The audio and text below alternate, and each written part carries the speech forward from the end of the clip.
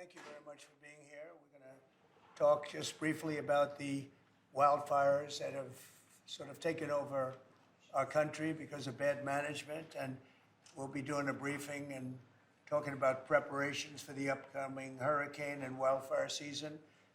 I don't think any administration's ever done this. We did it to a certain extent for 4 years, but we're doing it much more so now, and we can save a lot of lives, but a lot of cost, a lot of damage, a lot of everything. And with me, as you know, Marco is doing something very, very important right now, so I'll take a pass on Marco Rubio, but he's with us in spirit.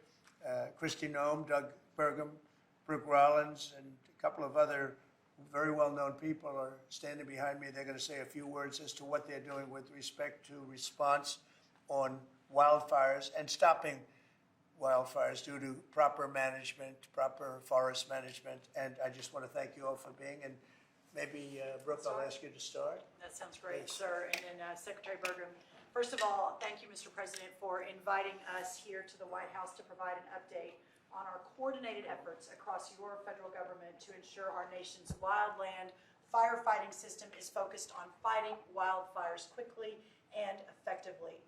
Sir, you have made it clear from the beginning that strong leadership and decisive action and the protection of American lives and communities are the top priorities for both Secretary Burgum and for me this fire season. As you can see from the red areas on the map over here on the President's left, this is going to be an above normal fire season, which is why we wanted to, sir, ensure that we were taking direction from you and moving forward. This means that a higher likelihood of large and intense wildfires than typically expected for this time of year for the next few months. This means that people, homes, communities, and landscapes are at risk, and the need for firefighters and fire support personnel is clear. America has the largest and the most well-respected wildland firefighting force in the world. Secretary Burgum and I already have given direction to our firefighting organizations to take whatever actions are necessary to ensure that we are operationally ready. The Department of Interior and the Department of Agriculture employ over 17,000 federal wildland firefighters every year. At the peak of fire capacity, our surge with their interagency, tribal, state, local, will have approximately 13,000 additional wildfire personnel. We know that the best and most cost-effective way to stop these terrible fires is to remove the fuel load that feeds them. And we can talk a little bit about the timber executive order and the timber leadership the President has led on. We are working at both of our agencies to eliminate all red tape, cut costs, and increase our timber sales and active management to reduce the intensity of these wildfires when they start. We are increasing timber production by 25%, thanks to President Trump, with the goal of not only supporting our industry partners in our rural communities, but also reducing the number of catastrophic wildfires. Finally, both the Forest Service reducing hazardous fuels on our 4.2 million acres and the Department of Interior on their 2.4 million acres annually, getting rid of the low-value, overgrown trees and brush crowding of our forests. One final point, we are 96% capacity in terms of our firefighting hiring, and this is actually ahead of where President Biden and his team was a year ago. So I want to make sure that's very clear. We are all on board and moving forward with a fully operational, we will be more ready than ever before for this season. Thank you, sir. Very much, Brooke. Please, Doug. Well, thank you, Mr. President, and thank you, Secretary Rollins, for the partnership that we have between the U.S. Forest Service and the Department of Interior. There's over 700 million acres of surface land that the federal government manages in this country.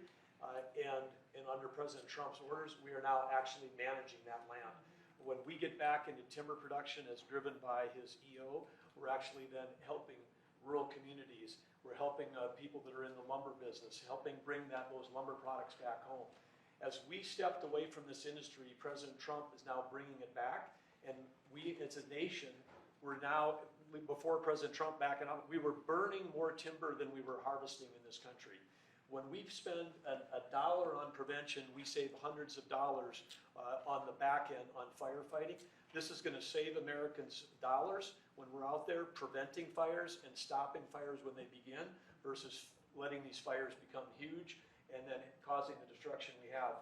With the growth of our country around urban areas, there's been a 30% growth of what's called the wildlands and urban interface. When this happens, people start building homes, like the tragedy that President Trump visited in California where so many people lost their lives, but this is where we're essentially creating cities in the middle of forests, but not doing the forest management and creating that deadly fire load out of there. But now we intermix communities with above ground power lines. This can lead to dangerous situations. So President Trump committed to us doing fire management. We'll reduce that fire load. In addition to that, there's a proposal, which Russ has included in the President's OMB budget for the unification, because between Secretary Rollins and the U.S. Forest Service across Interior, we have 4 different firefighting groups across U.S. Fish and Wildlife, the Bureau of Land Management, the Bureau of Indian Affairs, the National Park Service. These 5 groups under the proposal are going to be unified in terms of their leadership, and so we've got consistent strategies and consistent tactics. But then when we have these thousands of people that are out there fighting fires and putting their lives at work to protect our communities, we also have to step up, as President Trump knows with our military. We've got to make sure that these brave firefighters are out there actually have the same equipment. In some cases, we're decades behind in terms of giving them the technology they need for either early detection or for saving their own lives. We've got some great examples of where we have good collaboration going between the federal government in Alaska, the state of Alaska, for example, and then also at the National Interagency Fire Center in Idaho, where we are already coordinating. Brooke and I have already held a joint briefing with the fire leaders about this fire season. So we'll continue to unify this work, but we have to work with the states because this year there have been 1.2 million acres already burned. Only 25% of that's been on federal. The other 75% has been on state lands or private lands. And so together we have to work to protect America's resources. And under President Trump's leadership, we've got the guidance through the EOs to make that happen. Thank you very much, Doug. He's doing a great job. They all are. Russell, vote. Sure. Thanks, Mr. President. From a funding perspective, the accounts that support the important work that these cabinet secretaries are doing are funded. They're flush. The main one, the Disaster Relief Fund, has $13 billion. It's projected to get us all the way into the end of the fiscal year. So we're in a very good place, and the President has personally been a steward of the taxpayer resources on every one of the expenses that the states have come in for to put us in the position where we are ready for this season. Thank you. Great job. Thanks, Russ. Christine. Yeah, Mr. President, we are in hurricane season right now. It will last for the next several months, and we are prepared for what is coming. We are anticipating that we will have higher than usual activity during this hurricane season. We could have 3 to 5 major storms, up to a dozen other hurricane level thresholds that we will meet throughout this season. And FEMA stands prepared and has been working with all of our regions on training, pre-deploying resources, making sure that individuals are out there ready to respond to each state as they bring the necessary resources to take care of their people. But also, sir, you've been very clear that you want to see FEMA eliminated as it exists today. So I'm preparing all of these governors that they will have more control over the decisions on how they respond to their communities so that it can help it happen faster, that they can pre-deploy resources and help coordinate on communication as well. So while we are running this hurricane season, making sure that we have pre-staged and worked with the regions that are traditionally hit in these areas, we're also building communication and mutual aid agreements among states to respond to each other so that they can stand on their own 2 feet with the federal government coming in catastrophic circumstances with funding. But we all know from the past that FEMA has failed thousands, if not millions of people. And President Trump does not want to see that continue into the future. So this agency fundamentally needs to go away as it exists, and we need to have a response to states that supports them when terrible things come and when the worst day of their lives happens, to where the financial resources are there, but they have decision-making power right there in the state to respond. So the next several months, we expect it to be high activity, and the federal government is here to support the people of the United States with President Trump's leadership while he's doing that, He's also going to make sure that they're better set up for the future so that they have the ability to really take care of their families when a crisis or a terrible storm does hit. We've got many governors that just recently had terrible, tragic losses from tornadoes, from other events that went through their states, and FEMA was extremely responsive, and they've all been very happy. I think, Mr. President, you even spoke to one of those governors this morning, who is very happy, and the Missouri governor as well, who is very happy. As soon as something happens in their state, I'm in direct communication with the governors to make sure they have what they need, but also making sure that they have the ability to make decisions to respond to the people that live in their states. Thank you very much. Great job, everybody. So we want to wean off of FEMA, and we want to bring it down to the state level. A little bit like education, we're moving it back to the states so the governors can handle it. That's why they're governors now. If they can't handle it, they shouldn't be governor. But these governors can handle it, and they'll work in conjunction with other governors. They'll give each other a hand. But the FEMA thing has not been a very successful experiment. Very, very expensive, and it doesn't get the job done. You saw what happened in North Carolina under the past administration. And when we got in, we did a great job for North Carolina, brought it back, but it was a disaster, FEMA. And it has not worked out well. It's extremely expensive. And again, when you have a tornado or a hurricane or you have a problem of any kind in a state, that's what you have governors for. They're supposed to fix those problems. And it's much more local, and they'll develop a system, and I think it'll be a great system. And also when it comes to forest fires. So for years I've been meeting with heads of other countries, and they are forest countries. They call themselves forest, Austria and others. And they say, we're a forest nation, we live in a forest, and they don't have forest fires. And in one case he said, you know, our trees are much more flammable than California, but we don't have forest fires because we clean the floor, we sweep the floor of leaves, of dead debris, of trees that fall, because after 18 months, a tree is like it's like tinder wood, and it goes up, it virtually explodes. Well, we don't take the trees out. California is a disaster, what they've done in California. They don't do anything. And if you did, you almost would not have forest fires, and you could say in theory, you shouldn't have any forest fires. And we spend billions and billions of dollars a year because people don't clean the forests, and we're going to clean the forests. We're going to start cleaning them. We're going to get rid of dead wood. The environmentalists say, oh no, let it regenerate. It doesn't regenerate. It just sits there and it usually catches fire. And we're going to have a whole new system, and it's called forest management. And if you look at some of these countries in Europe and other places that literally live in forests, very flammable forests, and they don't have problems. And they call me, they don't even know how it's possible that we can have the fires that we have. And the people behind me know that very well, and we're going to start working on that system. And we're going to save a lot of trees. We're also going to cut down trees and replant new trees, and that whole industry is going to be growing because we don't need the help of anybody. We have just about more, or as much, but more than almost anybody else in terms of lumber and wood. So we're going to be doing some great work having to do with forest fires. It's going to start effective, really it started a few months ago, and it's forest management. And Doug, I think you're really the head of that. Interiors, I guess you're the largest landlord perhaps anywhere in the world, I understand. That's a nice position. You may want to just give a few words on the cleaning of the floor of the forests. Well, happy to do that. And of course, as President Trump had said, yes, between Interior and Forest Service, it was just part of USDA, 700 million acres of surface area, much of that is in forest land. That is a tremendous resource. It's part of America's balance sheet.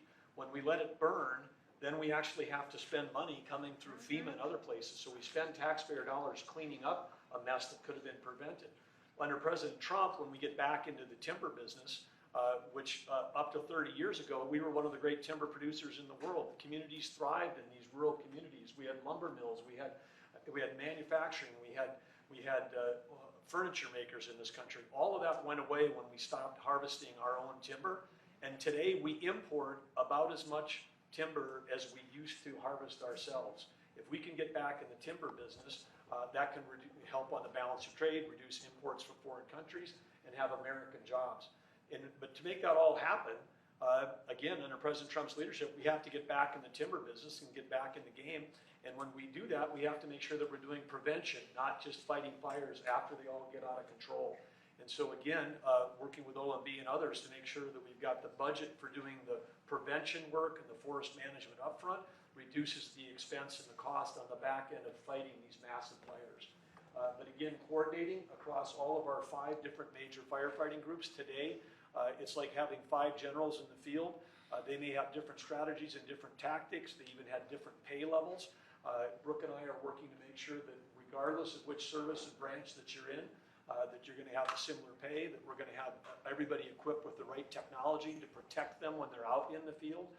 Just basic stuff that they don't have today that we were giving our military 20 years ago in terms of thing, and then using technology to be able to identify fires when they first start. I mean, with infrared, satellite, drones, I mean, there's technology where we can pick out a fire when it just barely begins and it costs us nothing to put it out, versus when it scales up and becomes these massive fires that endanger communities, lives, and our firefighters.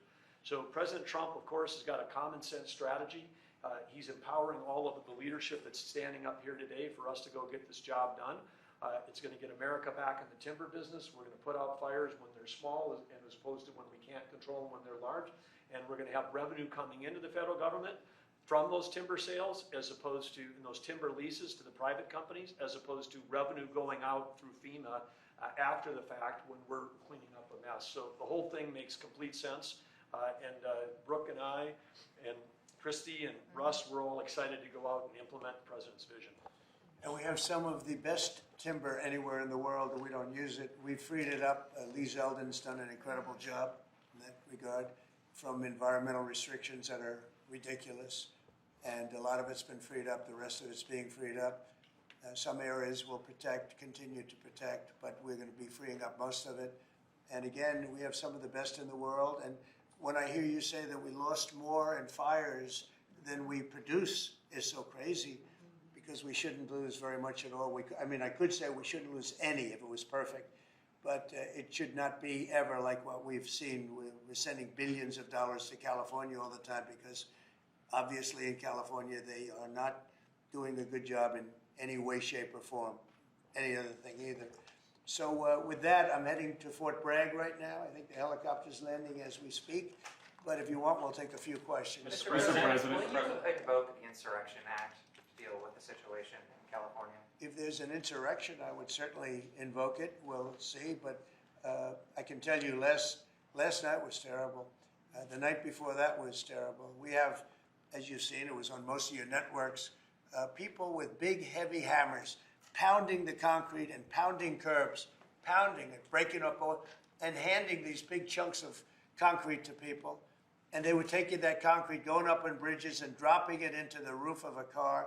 They were throwing it at our police. They were throwing it at our soldiers that are there. And we got it stopped, and we have them in custody right now. Look, if we didn't get involved, right now, Los Angeles would be burning, just like it was burning a number of months ago with all the houses that were lost. Los Angeles right now would be on fire, and we have it in great shape. We're not playing around. How will you determine whether or not there is an insurrection? Well, And you'll then take a also- look at what's happening. I mean, I could tell you there were certain areas of Los Angeles that you could have called it an insurrection. It was terrible. But these are paid insurrectionists. These are paid troublemakers. They get money. And when you take a look at what they do, where they show up and everyone's saying, what's he doing? He's pounding the curbs. This one guy's pounding the curb, breaking the curb, and handing big pieces of granite. In some cases, it's granite and concrete to other people. And they're running out with it. And then we watch the other people, and they try and throw it into the face of the soldiers, throw it into the face of the police, and they hurt some people very badly. They go up on bridges, they drop it down on the cars as the cars are moving. They're not breaking the curb because they're doing a demolition service. They're breaking it to hand out to people as a weapon. It's bad stuff. I've never seen that before. Mr. President, how soon do you want to see FEMA eliminated? And what's your message to the governors about how much more of an expense it's gonna fall to states for Yeah, disaster well, it's not going to be response. so much the states. We're going to give out less money. We're going to give it out directly. It'll be from the president's office. We'll have somebody here. Could be Homeland Security, but we're going to give it out through a method where it's given out. As an example, I just gave out $71 million to a certain state. They were looking to do about 120. They were very happy with the 71 million. We did a little cutting, and they were very happy with it. So we're going to do it much differently. We think after this, Christy, I'd say after the hurricane season, we'll Yes, sir. start You phasing set it up a out. FEMA council over the next couple of months. We'll be working on reforms and what FEMA will look like in the future as a different agency, as under the Department of Homeland Security to the president's vision. And it will empower governors to go out and respond to emergency situations. And that what the president does best is to make sure that the taxpayers are only fulfilling the need to which is appropriate, and that people are responsible to respond to their own people closest to home. So If it's a certain state, as an example, gets hit by a hurricane or tornado, that's what a governor, a governor should be able to handle it. And frankly, if they can handle it, the aftermath, then maybe they shouldn't be governor. And Mr. President, when is the last time you spoke with Governor Newsom? A day ago. Called him up to tell him, got to do a better job. He's doing a bad job, causing a lot of death and a lot of potential death. If we didn't send out the National Guard, and last time we gave him a little additional help, you would have, Los Angeles would be burning right now. Los Angeles would be not a lot different than what you saw take place in California and Los Angeles just a little while ago. And, you got to remember, we have the Olympics coming. And we don't want people looking at Los Angeles like it would have been. It would have been bad. Last night, they had total control. If we didn't have the military in there, the National Guard, and then we also sent in some Marines. We had some bad people. We have people, they look in your face and they spit right in your face. They're animals. And these are paid insurrectionists. These are paid troublemakers. They're agitators. They're paid. Do you think somebody walks up to a curb and starts hammering pieces out, has all the equipment necessary, and starts handing it out to people to use as a weapon? These are paid insurrectionists or agitators or troublemakers. You can call it whatever you want. And we ended it, and we have in custody some very bad people. Some very bad people. Mr. President. Did you see the guy throwing the rocks at the police cars as they went by and crushing their windows and endangering our police? We're not going to let that happen, yeah. Pardon me, Mr. President, on those Marines, Governor Newsom has described them as political pawns. I'm curious for your reaction to that and what you see as the Marines' role and what are their rules of engagement? All I want is safety. I just want a safe area. Los Angeles was under siege until we got there. The police were unable to handle it. You can speak to the chief. He said it on television 3 nights ago. He said, this is more than we can handle. They said that. And the LA police, I know a lot of the police in LA, they're great people, but they're given instructions not to do this, not to do that. But in this case, they were trying their best. They were not able to handle it. It was out of control. When we got there, and you have to remember, I've been here before, and I went right by every rule, and I waited for governors to say, send in the National Guard. They wouldn't do it. They wouldn't do it, and they just wouldn't do it. It kept going on and on, got worse and worse. And in Minneapolis, that city was burning down. It was 7 days, and I said, I don't care. The governor, who's a governor that just happened to be running for vice president, a total, you talk about an incompetent governor. He's an incompetent person. That he was picked, well, I was actually very happy he was picked for other reasons. But this guy wouldn't call the National Guard. And we ultimately just sent in the National Guard. We stopped it. But that was after 7 days. And I said to myself, if that stuff happens again, we've got to make faster decisions because they don't want to do it. The radical left, it's usually radical left, and it's usually governors that are Democrat, and they don't want to call them in. They don't want to save lives. They don't want to save property. They don't want to call them in. I don't know what it is. We sent them in, not early, we sent them in late as far as I'm concerned. But big problems, as you know, 3 nights ago, big problems were ensuing. If we didn't send in the National Guard quickly, right now, Los Angeles would be burning to the ground. The Marines, as A lot of people think an escalatory step, though. These are guys who fight wars. Are you at all concerned that things could get out of hand with Marines When I see in people American City? throwing concrete into cars, when I see people, the kind of people that I saw on your network doing danger to the police and to the military and to the National Guard, no, it's okay. You know, you start running out of people when you have 2,000 people from a National Guard standpoint. We have a very big military, but the National Guard, they needed a little extra help, and we sent them a little, and we did a great job last night.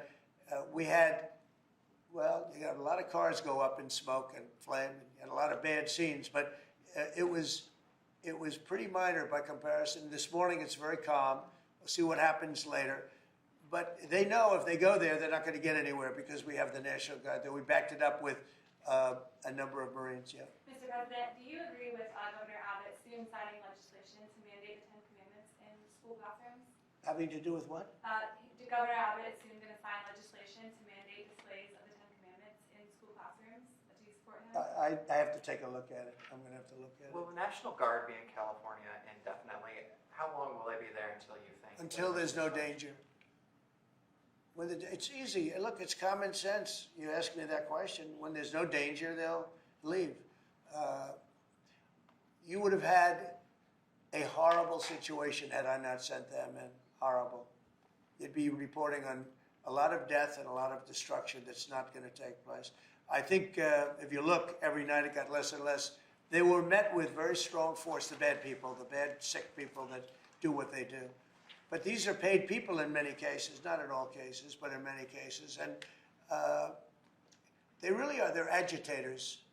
I was wondering if you had any response to Mexican President Sheinbaum, who condemned the violence there. Have you been in touch with her at all? Said what? I was wondering if you had any response to what Mexican President Claudine Sheinbaum said in response. What'd she say? She condemned the violence in LA. Oh, I do too. Yeah. Have you been in touch with her at all? Well, you think I don't condemn it? I condemn the violence in LA, ladies and gentlemen, but I also stopped the violence in LA. And by doing what I did, I stopped the violence in LA. And that would have been, I think, maybe I'd ask Christie to speak to that. That would have been an unbelievable tragedy. We would be talking, I don't know that would even be here right now. It would have been so bad. I'd probably maybe be out there. I don't know, but Christie, could you speak to that? Absolutely. So in 2020, I was a governor of a neighboring state to Tim Walz and watched him let his city burn. And the president and I have talked about this in the past, and he was not going to let that happen to another city and to another community where a bad governor made a bad decision. So Claudia Sheinbaum came out and encouraged more protests in LA, and I condemn her for that. She should not be encouraging violent protests that are going on. If people are allowed to peacefully protest, but the violence that we're seeing is not acceptable, and it's not going to happen in America. This president is standing up for the average American who wants to walk their child to school every day safely, run their small business, and provide for their families.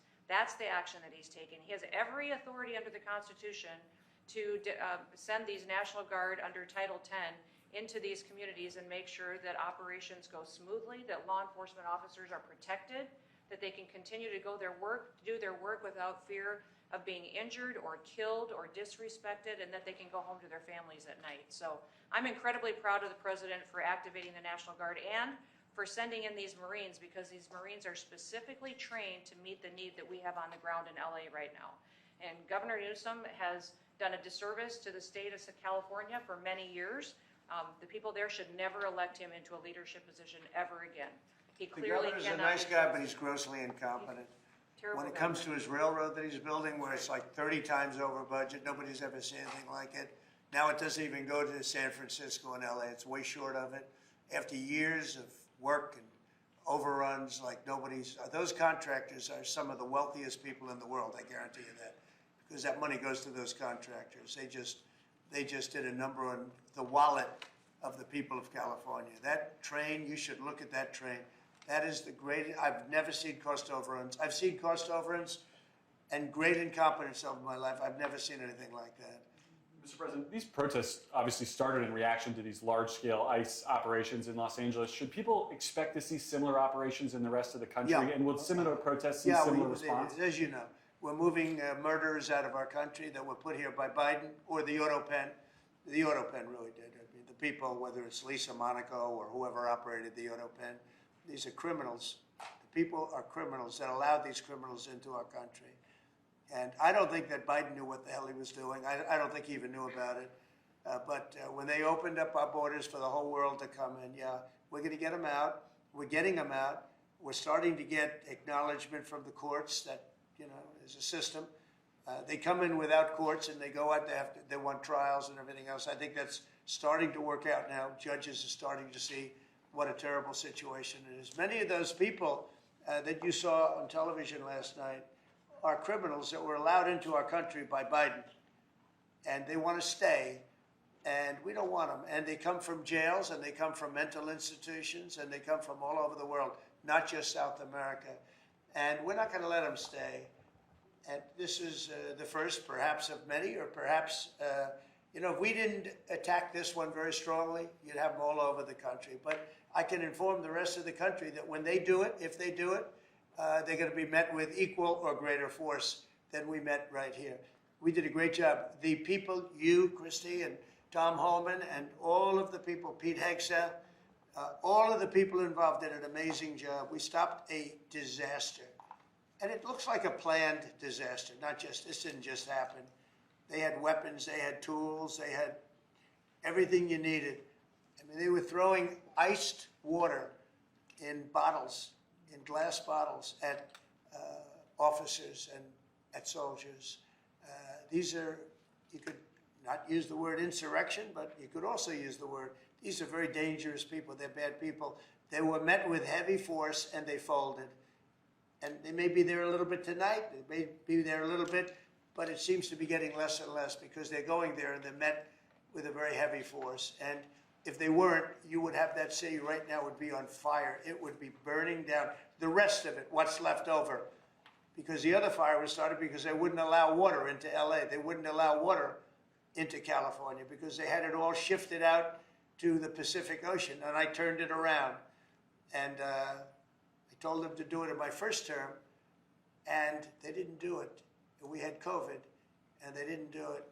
And I told them to do it. We did it in the second. Now we have billions of gallons of water flowing down. But Newsom should have done this. He's an incompetent man and incompetent governor. Okay, any other questions? Mr. President, any message to adversaries as the Army kicks off 250-year birthday celebration? I just think it's amazing. We're going to have a fantastic June 14th parade, Flag Day. It's going to be an amazing day. We have tanks, we have planes, we have all sorts of things. And I think it's going to be great. We're going to celebrate our country for a change. Recently, as you know, with World War II, the victory of World War II, I called up France and they were celebrating the victory. Well, we helped them a lot, as you know. I don't have to get into that. But I called up other countries. They were all celebrating the victory. We're the only country that didn't celebrate the victory. And we're the one that won the war. Okay, if it wasn't for us, that war, you would be speaking German right now, okay? We won the war, and you might be speaking Japanese too. I mean, you might be speaking a combination of both. We won the war, and we're the only country that didn't celebrate it. And we're going to be celebrating big on Saturday. We're going to have a lot of, and if there's any protester who wants to come out, they will be met with very big force. By the way, for those people that want to protest, they're going to be met with very big force. And I haven't even heard about a protest, but, this is people that hate our country, but they will be met with very heavy force. Mr. President, one last Thank you question very on much, California. everybody. Thank you, press. Thank you. Thank you, press. Let's move out. Thank you, guys. Thank you. Thank you, guys. Thank you.